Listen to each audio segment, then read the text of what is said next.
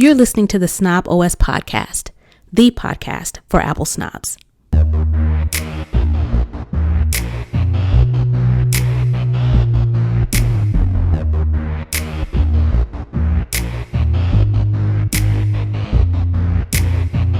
Hey, this is Nica Montford, aka Tech Savvy Diva.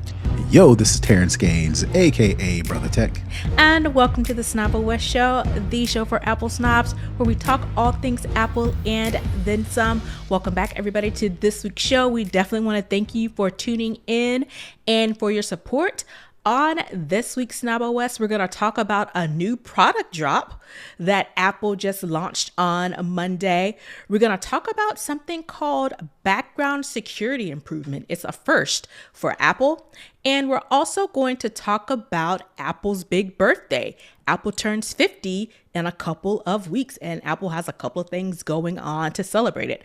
We're also going to talk about the bit of backlash that Nvidia is getting from gamers regarding a new service that they've added to their platform. And also, we're going to talk Oscars night, specifically about Sinners. And finally, we're going to wrap it up with our hookup, where we're going to talk about some shared links. All right. With that being said, we definitely want to say that you can listen and or watch our show on Apple Podcasts, Spotify Podcast, or YouTube. And you can also head on over to our patreon.com/snoboscast site to find out how you can watch our show live and get some exclusive content. With that, we're going to go ahead and jump in with the lowdown, where we talk all things Apple. First up, on this past Monday, what was that, March 16th, Apple dropped a new product. And what is that new product, you might ask? It is the AirPod Max 2. This is really the first real hardware update that we're getting from AirPod Max. The last update we got was just basically a change out of the port to USB-C. But with this particular release, it's getting the H2 chip. It's the one that's already in the AirPods Pro line and in AirPods 4. So what do you get with this new chip in AirPod Max 2? You're going to get an improved by about 1.5 times in your noise cancellation. Also coming to AirPod Max is live translations, adaptive audio, conversation awareness, voice isolation, studio quality audio recording, loud sound reduction, Siri interactions with head gestures, doing the nod, doing the no, and also camera remote. So there are no changes in color. It's the same color options that you already have. It is going to cost you about $550. Pre-order starts today, which is March 25th when we're recording, pre-order start March 25th, which is a week from today. And it ships early spring. For me, the biggest takeaway from this is if you're in the market for some over-the-ear headphones and you have $550 to burn, you'll get the AirPods Pro features basically in the over-the-ear. So that's pretty much what this quote-unquote new product is. And in my notes, I have it quote new features, because the features aren't new if you already have AirPods Pro or AirPods 4. But if you're looking for those features in over the ears and you have $550 to burn, the AirPod Max 2 might be for you. Hopefully they sound better than the AirPods Pro 3. Is that what we're on right now? The AirPods. Is that the Pro 3? Yeah, for the Pro 3. Yeah, Pro 3. I'm hoping that since these are over the ears, even though they have the same chip now as the AirPods Pro 3, they actually sound better. I had a pair of AirPods Pro Max, the first ones with the Lightning port with the H1 chip. They sounded awesome. Then I got the AirPods Pro 2. They sounded the same for half the cost. So I sold my AirPods Max and stayed with my AirPods Pro 2. When the AirPods Pro 3 came out, I bought those, which is what I use now.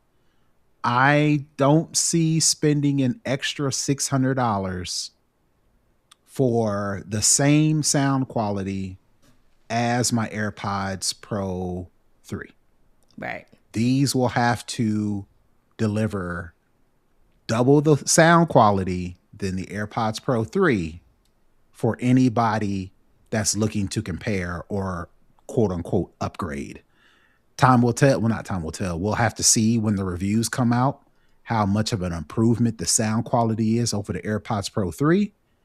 If there is not a nominal sound quality increase, I would suggest people get the AirPods Pro 3, save yourself $250, almost $300, keep it moving, because I don't have a problem with this, but I saw a lot of people complaining or upset or curious as to why Apple didn't change the body style of the AirPods Max, because a lot of people are saying they're cumbersome to carry.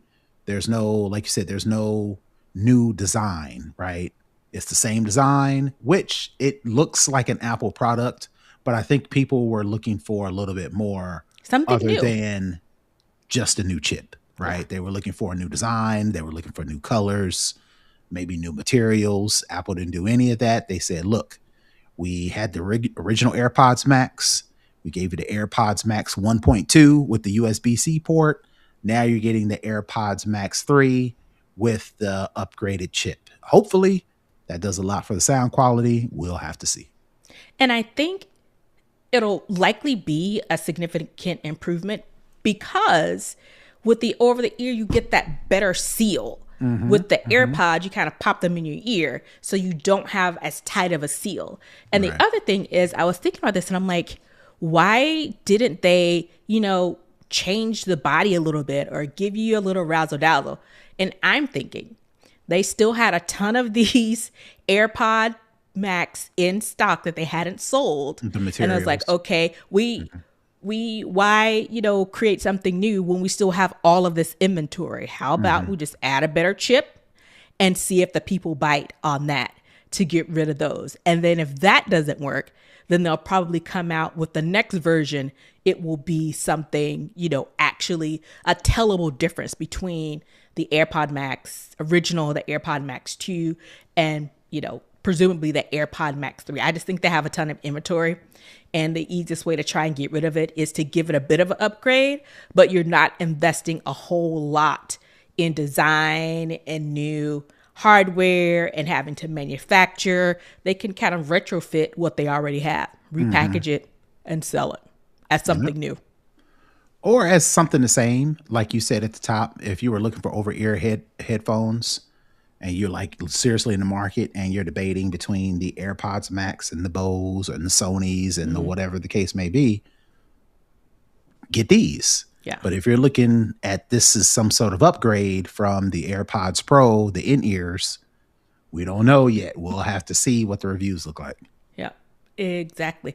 And like I said, this pre-order start next Wednesday.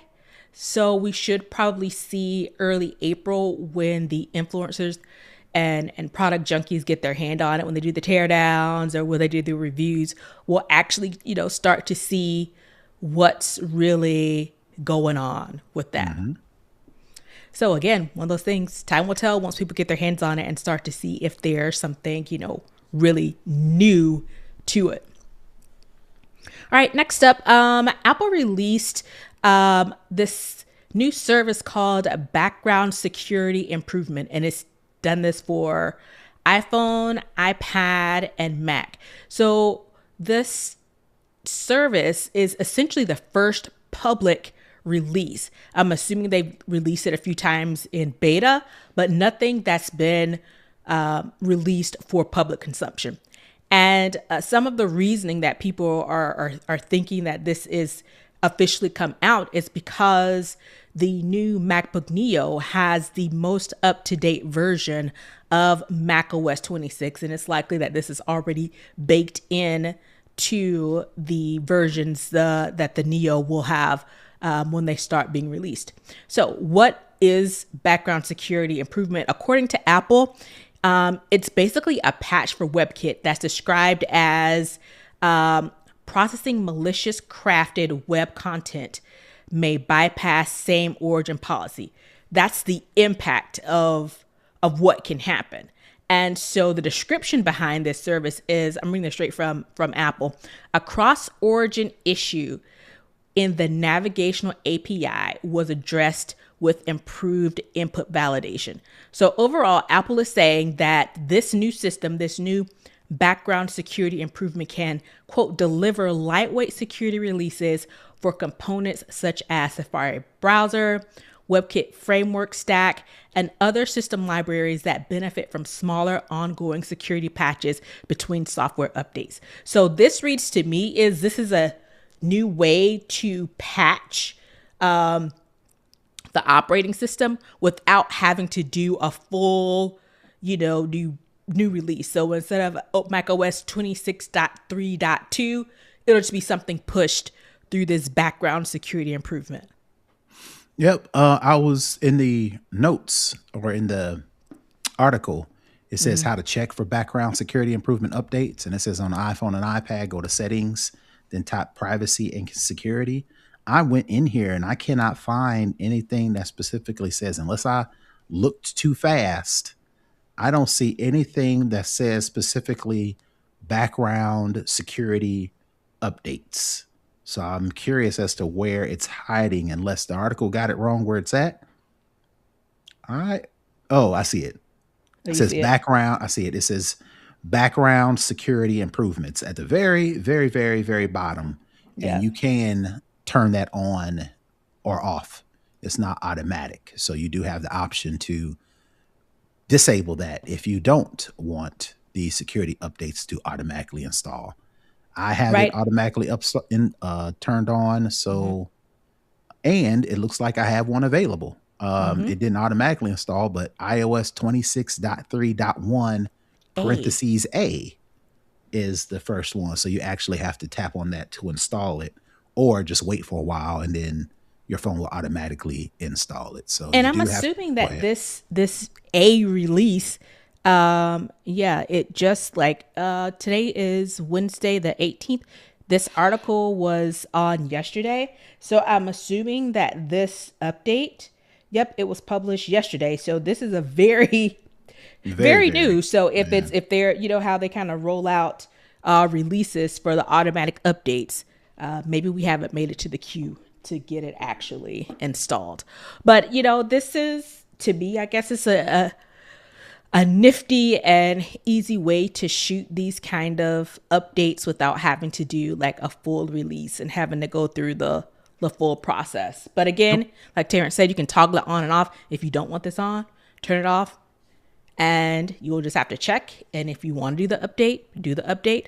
If not, not. But again, like we always say, do the update. It's for your overall benefit and security and safety of your products and your basically your identity on your phone, because as we know, all of our stuff are on our phones. All right, up next, Apple turns 50 on April 1st. So just last night, Apple kicked off its birthday month, I guess, activities are the ramp up to its birthday with a surprise concert with Alicia Keys in New York City at Grand Central Station. I saw some of the pictures on the Apple Newsroom website. The pictures look great. Looks like a lot of people there. Tim Cook was there. It looks like it was a grand old time. And it looks like the celebration isn't just going to be here in America. The next part of this celebration is going to China next. And I think Apple is really trying to get their foothold in China, even more when it comes to production. So it's like, hey, let's go over there and celebrate our birthday over there. And again, Tim Cook is making the rounds on the morning shows. I saw him on, was it Good Morning America or something? He's been doing the shows. He's been doing, a lot of press around this. And the whole thing is being called 50 years of thinking different, even so much that Tim Cook himself wrote a personal note as personal as it can be with the CEO, right? Talking about what this 50 years of thinking has meant and where Apple is going from there. There have been some rumors, as I was even looking this up, floating the idea that Tim Cook was retiring. He's basically, refuting that. But it's one of those things where 50 years is a milestone. And honestly, if you think about, the course of some history, 50 years is still relatively young when you think about, the life of a company. But in those 50 years, they've made some significant impact. I guess this whole thinking a different concept, are you reading too much into it? Or do you think it's just one of those things where it sounds good and it kind of plays into, we keep growing and keep trying and doing things, especially since Apple's been getting, a little bit of a hard time from consumers, especially when it comes to Apple Intelligence and, what they're doing with this current administration. What do you make of this whole big, we're doing all this marketing, doing all this publicity, and we're, doing all these events around the world to celebrate this 50-year milestone? Shout out to Apple, Alicia Keys for keeping busy with Apple. I was reading in the story. It says Alicia Keys has a long history with Apple, performing at several Apple events in the past. She appeared at the September 2016 Apple Music Festival in London. She also sang at the NYC Holiday Masquerade Ball in 2022.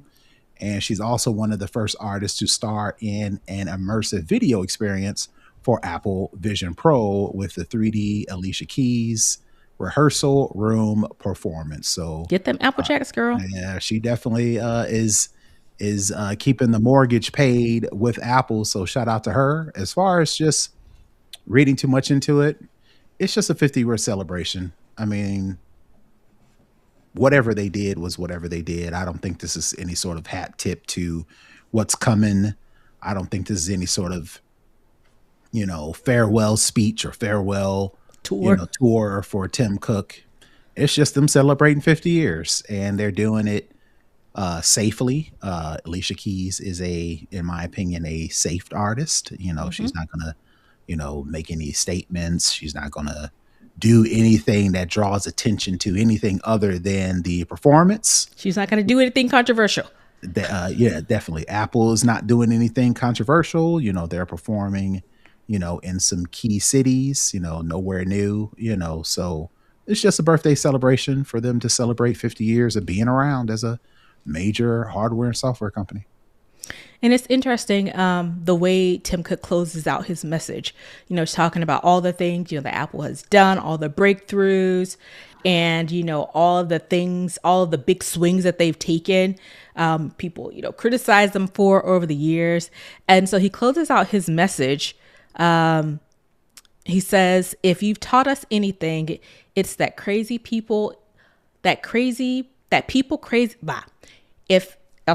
If you've taught us anything, it's that people crazy enough to think they can change the world are the ones who do. So here's to the crazy ones, the misfits, the rebels, the troublemakers, the round pegs in the square holes, the ones who see things differently. Here's to you. So he's shouting out people who I guess would seem to go against the grain, especially when it comes to creating. So I just thought that was a very interesting way to close out that message, especially when, to me, Apple is probably one of the most recognized brands and companies. And a lot of time people who are into Apple are elitists and snobs, but that's not the way that the company started. And that's not what it was initially, founded to do and tried to do. Well, that quote is from Steve Jobs, the opening line in the 1997 Think Different commercial. So, like I said, even Tim Cook is playing it safe because he said, here's to the crazy ones, here's a so-and-so. That's Steve Jobs' quote. So it's like he's given the nod to, I guess, Steve Jobs in this whole and how it started. Whole thing.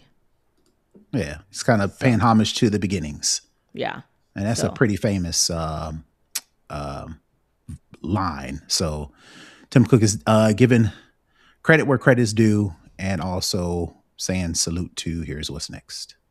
Yeah, so we'll see what, as I mentioned, the next event is in China. So again, it's about 2 weeks from today ish when the big day hits. So we'll definitely keep an eye out to see if they drop any new surprises or events or concerts. I'm assuming they will because they kind of kicked it off this way. It would kind of fizzle if they didn't do anything else. So maybe we are in for some surprises when it comes to the next couple weeks in Apple celebrating itself for being the company of misfits and rebels. All right, let's head on into second string where we talk other tech. We don't really talk about gaming a lot on our show. I know that you're a gamer, but it's one of these things that this particular thing kept popping up. And I was like, what is this actually about? Because the biggest gamer I am is I have a Nintendo Switch and I play Mario Kart because, hey, that's fun. But Nvidia, as I mentioned, is an extremely popular company. It's extremely successful. It ranks, with, the amount of money that they make and generate. It's up there with your Apples and with your Googles. And for the most part, people have always been pretty impressed with Nvidia and its products and, its foothold in the tech community. But it seems like they've lost a little bit of the plot with the gaming community. Nvidia launched its new DLSS5 real-time lighting technology with pretty much a lot of fanfare and high hopes that it would be embraced by the gaming community. But from what I'm seeing, the gaming community isn't really that impressed. So this DLSS5 is essentially an AI filter that optimizes everything in the game. So it's supposed to make everything in the game, especially the characters, look more real and lifelike. The biggest complaint that I read, I saw this article, and then I saw a couple of articles in The Verge. I saw something, I think, in Engadget. And the biggest complaint that, gamers are saying is that the characters look overdone. Like the intent of, the way that characters look in these worlds that artists create, it looks too overdone. It doesn't look, like what they expect in gaming. I think one of the tweets that I saw was like, they were the yesification of characters. So they was like yesifying, characters. So basically, I'm sure everybody knows what yesification is, but people put their pictures on Instagram, but they go through all these tools like Facetune and all these things and really kind of like make themselves look as best as possible. But it starts to look a little bit like, yeah, you went into an app and you did this. And one of the other concerns was that the gamers feel that with this particular type of technology, all the games are going to start to look alike. They're going to lose kind of like their individuality, because when you think about game worlds, and there are actual artists who create these worlds, who create these artists, what they look like.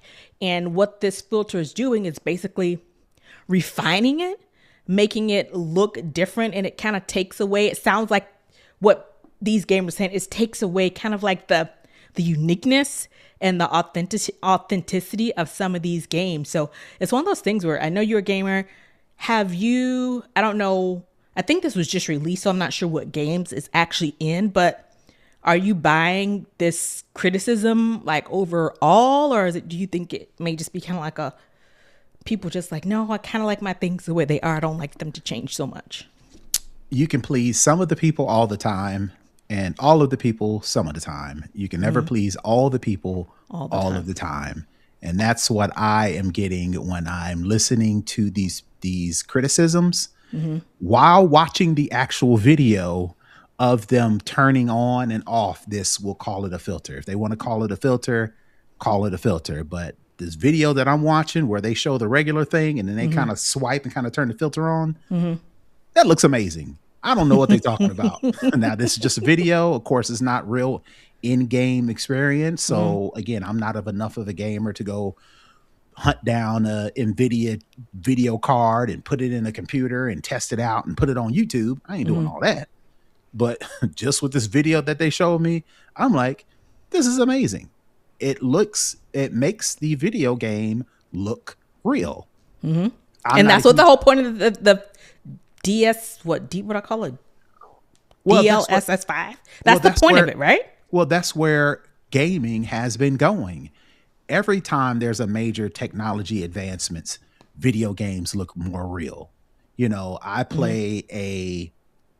when I play a military style shooter. Mm-hmm.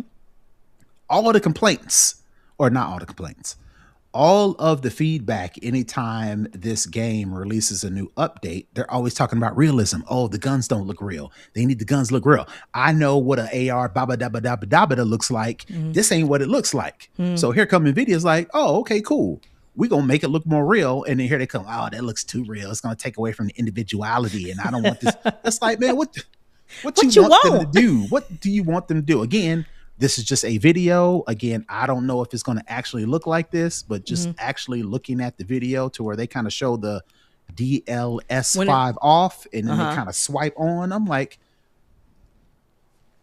that's what it's supposed to, that's what gaming technology is supposed to look like. It's supposed to Mm-hmm. make people look real, especially with black people in games, because they do a terrible job with lining us. They do a terrible job with our With our hair. features. They do a terrible job with our skin tone. Yeah. So if this DLS5, if for anything, is going to make black people look more realistic and not even more realistic, look more in tune That with that match with the other characters in the with game. everybody else, Right. I'm all for it. I don't know what you're talking about, but that's just me.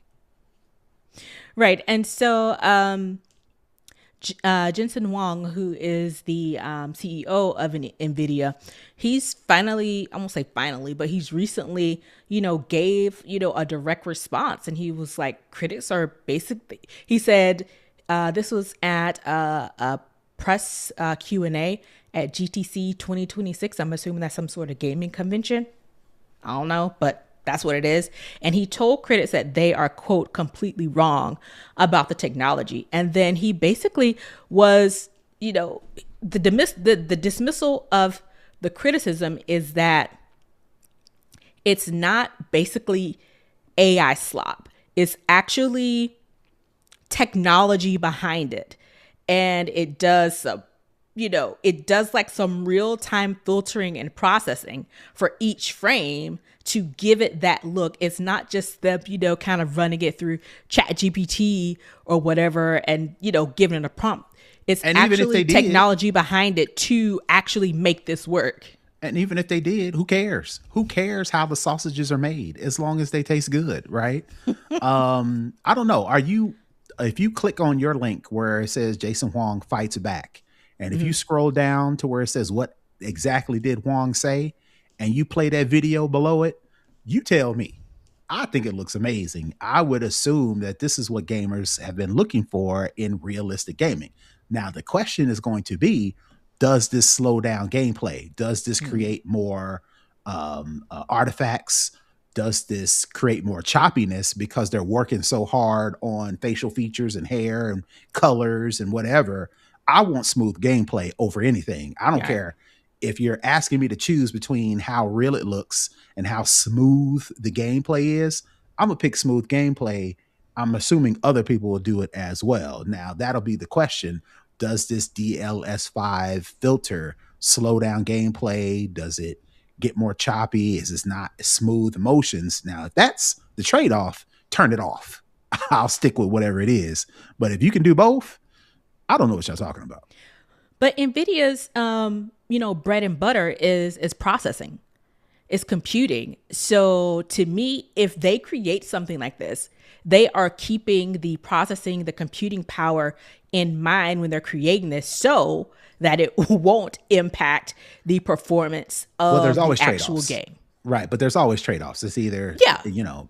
nobody updates everything and not leave something hanging, right? So it's either the smoothness is going to maybe either stay the same or doesn't compare, or the cost of the video cards is going to skyrocket even more so than they are because they have to do all this extra processing. So there's going to be a trade-off somewhere. I'm pretty sure people are willing to swallow paying a little bit more for a video card as opposed to non-smooth gameplay if the advantage is this new filter.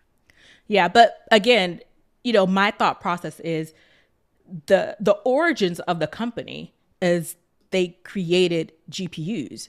Mm-hmm. So it's one of the things that this is what they do is they create GPUs to be able to do this processing of graphics and give it a great look. So to me, it's one of those things where I think they take that into high consideration when they're trying to do something like this. So looking, at the video and honestly, just looking at the screenshots, they put a couple of screenshots in this digital trends article that has it, turn off and turn on.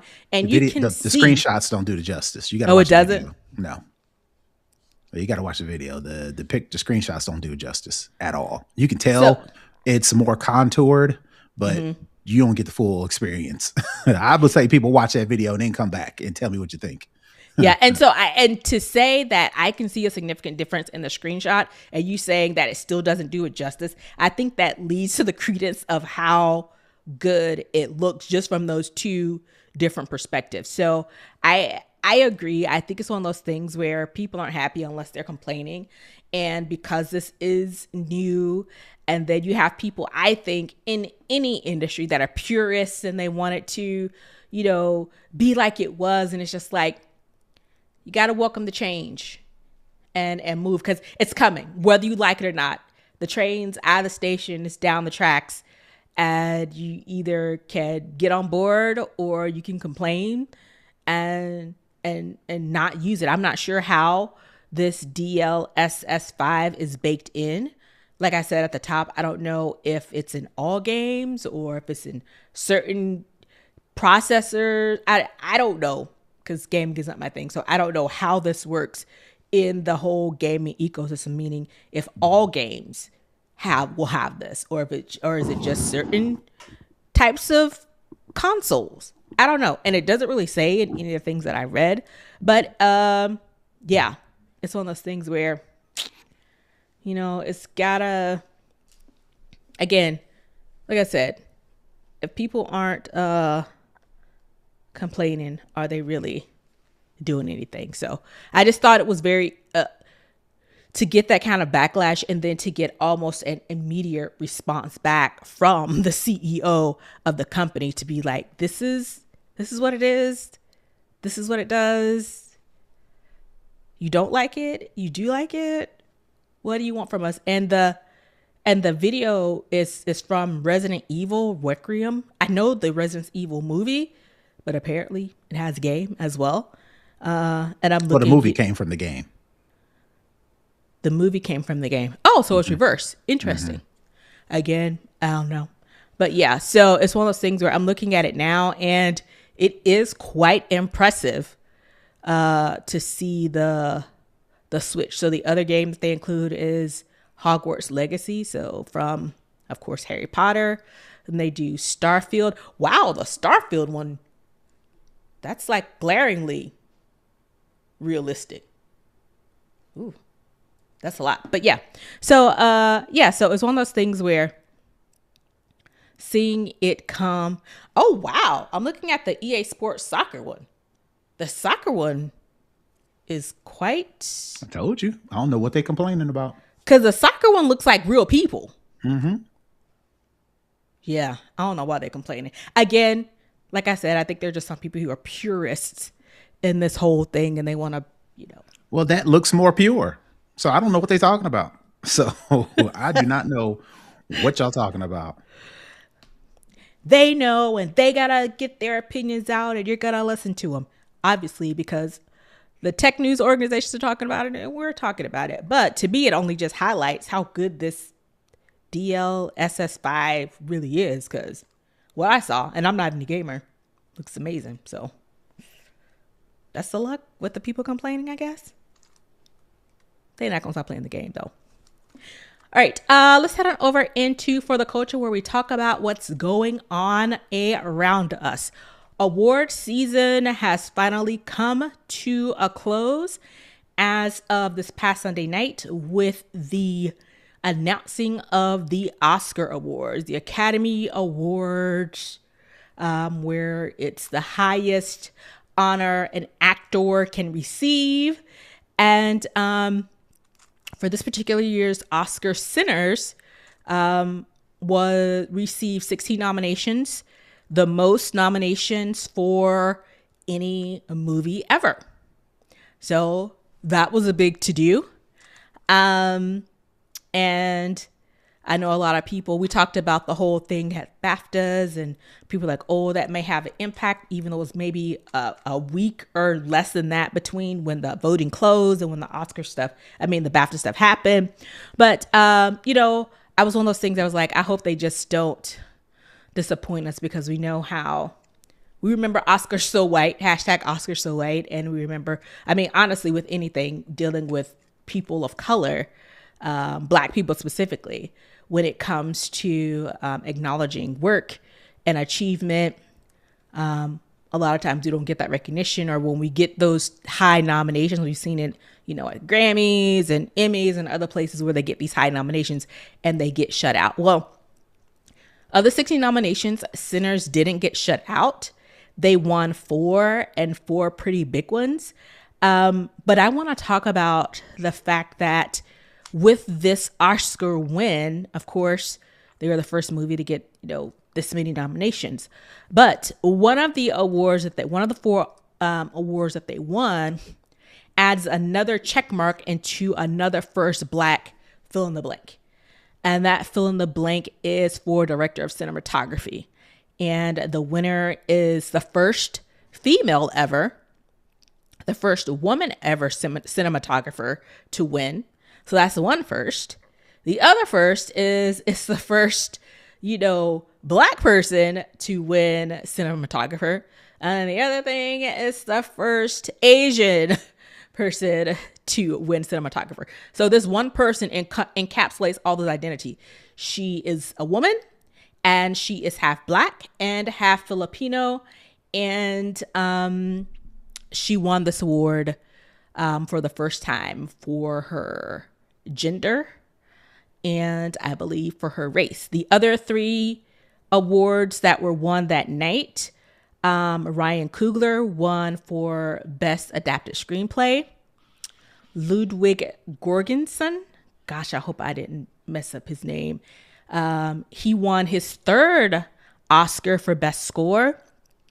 And Michael B. Jordan won for Best Actor. He is the 6th Black man to win a Black male the Best Oscar and be a Black actor.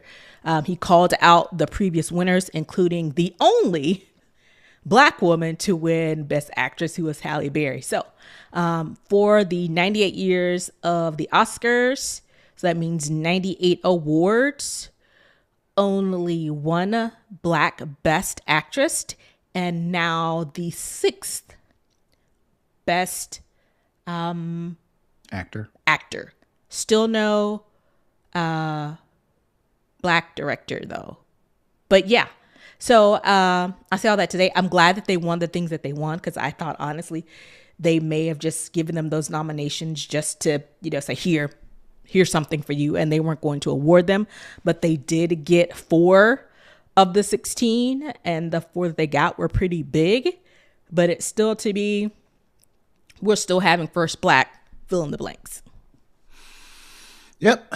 I don't watch award shows, so not that I could care less, but I'm starting to develop the attitude of I go where I'm wanted. Yeah. And I get it for anybody who has mastered their craft to get acknowledgement from the community. Mm-hmm. But at the same time, I think our energy, whether it be congratulatory or ire, mm-hmm.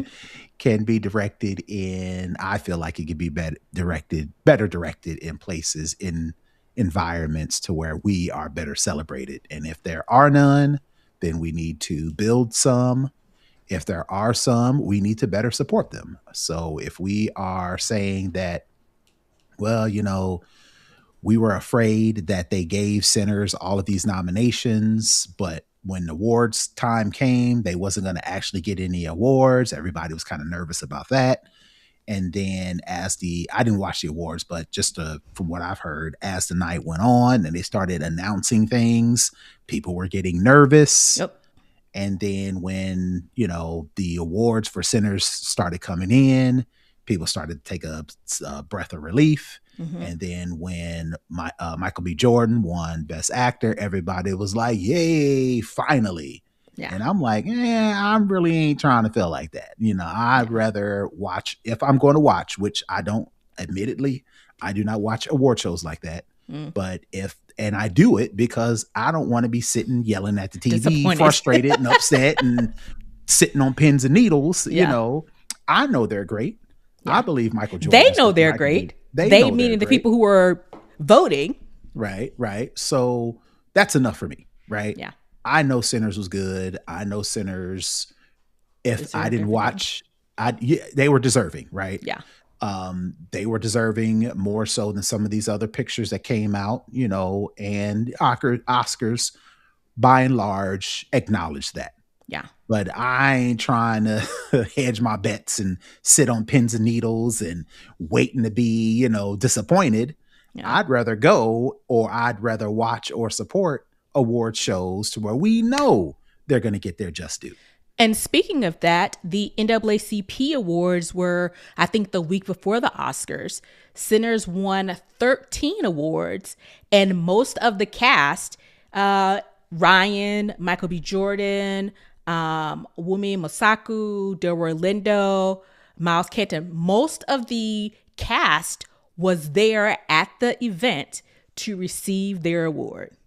What I'm saying. And they got so much love that night on the red carpet, in the building, post awards. It was still kind of like that winning glow, and to be going into the Academy Awards the next week after receiving 13 awards that got Outstanding Motion Picture, Best Actor, Best Director, Supporting Actor, Supporting Actress, Writing, Ensemble, Breakthrough Performance, where they got that recognition that we know they deserved. And they were up against other shows and movies that were as equally as deserving,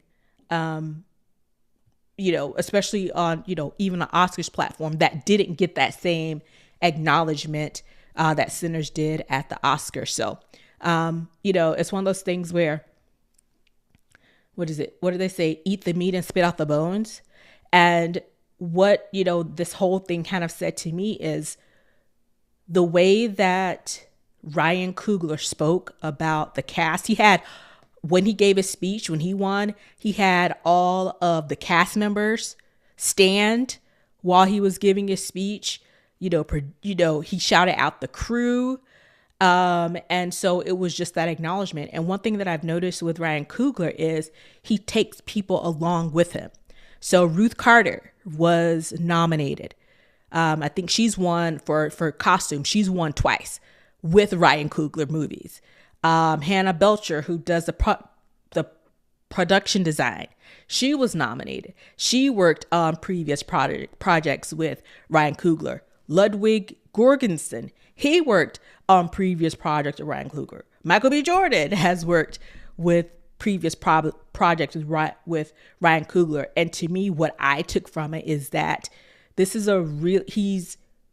everyone said, really nice things about him and his character, and the fact that he and the people that he works with, and he works with mostly Black people, mostly people of color, and they get these nominations and they get this acknowledgement because they are really good at what they do. And he's kind of bringing them along as he goes through his project. So it's like one of those things is, shout out to him for, kind of keeping his core people, and they're all kind of lift as you climb. So that was like, that's what I'm taking for it, even though I was disappointed in some of the other people that didn't win, especially when you saw the people who did win.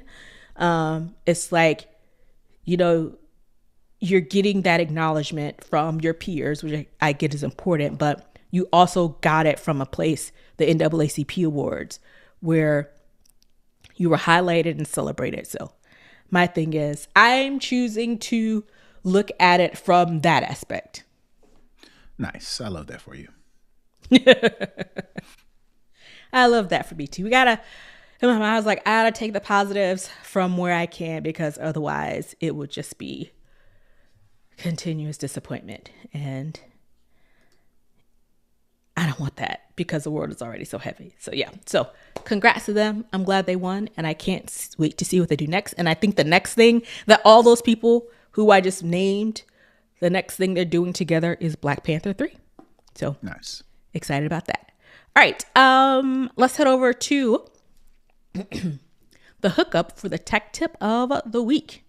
All right. So this is a new thing that I just discovered. When you are on a web page and you want to share this web page with somebody, like if I want to share this with Nica, but I want her to focus on a specific part of the web page. For instance, there is a quote or there is a piece of text that I want her to see. The hookup that I have discovered is you can actually share highlighted text when you share that actual web page. And the way you do it is if you go on a website and you highlight a section, it works best if you're highlighting text. Once you do that and you release your finger off what you want to highlight, it'll give you the options on what you can do with that highlight. If you press the arrow, the right arrow, and then tap copy link with highlight, it will highlight that text. Once you've clicked, once you click copy link with highlight, and then you share the page as you normally do, click share, open up messages, whether it be messages, note, or whatever the case may be, you put in that message, and then once you share it, in the share, like in a message, it'll show you the actual quote. So instead of just getting a link to a website, it'll actually, in the share, like if you're in your messages, it'll highlight the quote and it'll look like a quote, and then it'll have the link to the website. You click on the website and you can do whatever you need to do. So that is my hookup for the week. If you want to emphasize a section of a web page that you want to share, highlight that section, tap copy link with highlight, share the web page as you normally do, and it'll quote that section in addition to adding the link that you want to share. Very interesting. And with that tip, we're going to wrap up this week's show. Brother Tech, where can the people find you? On Friday, you can find me in front of my TV watching the NCAA March Madness tournament, because my college, Tennessee State University, they will be in the big dance. Their first game is on Friday. They are ranked 15 or 14 or 15, but they're playing 15. They're playing Iowa State in the first round. First round of the NCAA tournament. They're playing at I don't want to say 250. So that's where I'll be on Friday, in front of my TV or on my computer, watching my HBCU play in the college basketball championships. Any other time, you can find me all over the web at Brother Tech. That's BROTHATECH. And I think we also need to highlight there are several other HBCUs that are in the big dance as well. I know you don't care, but I did go to HBCU, so I've got to big up the other ones as well. So shout out to them, especially Tennessee State. As well, I finished my bracket earlier today. I'm always in a March Madness challenge with my friends. So we'll see how well that goes this year. And you can find me at Tech Savvy Diva all over the interwebs where you are. You can find our show at Snob Westcast all over the interwebs as well. You can also head on over to our website, snobwestcast.com, to find out all the details on how you can connect, how you can comment, how you can share, how you can support the show, and get all of that information there. And with that, we'll see you next week. Peace. Bye, everybody.